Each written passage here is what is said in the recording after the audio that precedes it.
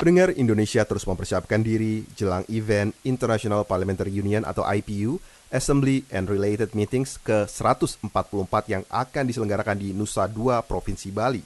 Persiapan terus dilaksanakan mengingat event tersebut merupakan kegiatan penting yang menghadirkan banyak parlemen dunia. Di sela-sela kunjungan ke Bali Convention Center dan Hotel Westin ini, Ketua DPR menggelar rapat koordinasi dengan Wakil Ketua DPR bidang Korpolkam, Ludwig Frederick, beberapa anggota DPR dari BKSAP seperti Gilang Dila Farares dan Ervita Nursanti serta Sekjen DPR Indra Iskandar.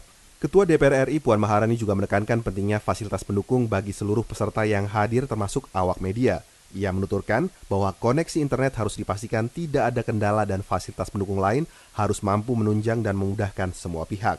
Ia menambahkan, agar gelaran ini bisa diatur sebaik mungkin agar tidak mengganggu kenyamanan warga lain yang berada di tempat yang sama.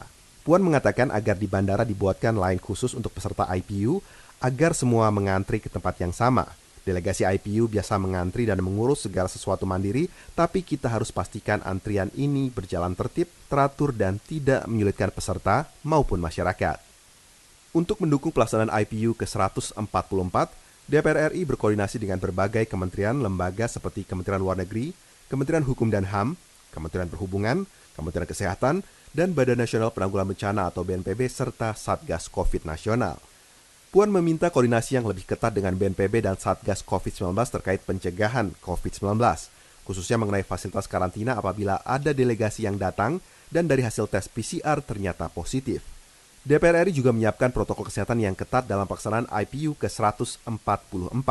Untuk mengantisipasi penyebaran COVID-19, DPR pun menerapkan sistem bubble atau sistem gelembung kepada seluruh delegasi dan panitia selama kegiatan berlangsung.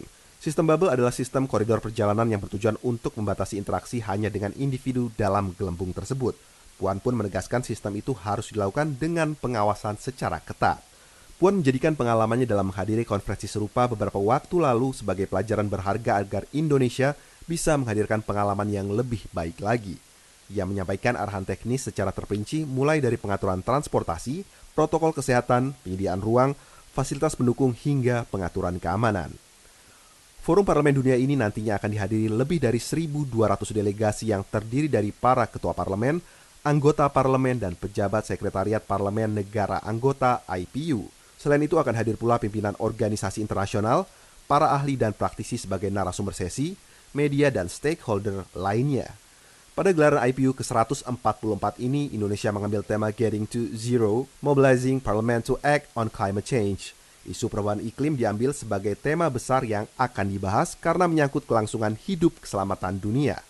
Puan memaparkan jika pemanasan global berlangsung lebih cepat, kita telah melihat dampaknya seperti kebakaran lahan dan hutan, cuaca ekstrim, kekeringan, banjir, naiknya permukaan air laut, rusaknya lahan pertanian, dampak bagi kesehatan, dan lain-lain. Untuk menyelesaikan permasalahan global tersebut tentu saja diperlukan kerjasama internasional dari berbagai negara yang nantinya dapat didorong melalui kerjasama antar parlemen di forum IPU.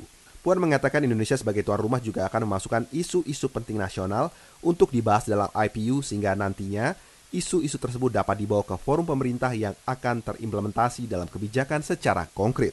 Demi kesuksesan acara IPU ke-144 tersebut, Puan meminta dukungan dari masyarakat agar perhelatan dunia ini dapat berjalan dengan lancar. Karena bagaimanapun juga, keberhasilan